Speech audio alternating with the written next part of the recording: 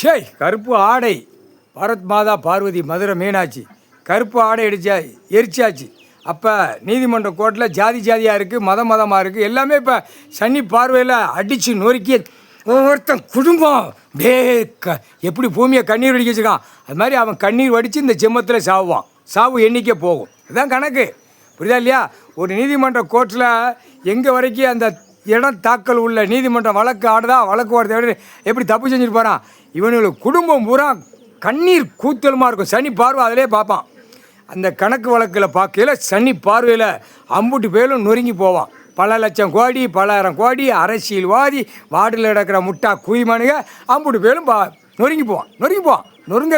நொறுங்கி போய் எப்படி மலை ஏறி காரு வண்டி வீடு வாசலை கெட்டி பொண்டாட்டிக்கு மேலையும் கீழே மறைக்கி நகை நட்டுகளை போட்டு ஆட்டிட்டு போகிறானா, எப்படி ஒரு செத்த பேப்பர் வச்சு அதை மாதிரி கீழே மாற சரிஞ்சு கந்தல் கோலமாகி அந்த நேரம் இராணுவ வானரப்படை செக் பண்ணல உன் ஆதார கார்டில் அத்தனை குடுமி இருக்கும். உள்ள பெடத்தில் 2 அரைஞ்சு ஆணு பெண்ணு தூக்கி போடுவாங்க. அதான்டா கணக்கு. முக்கால்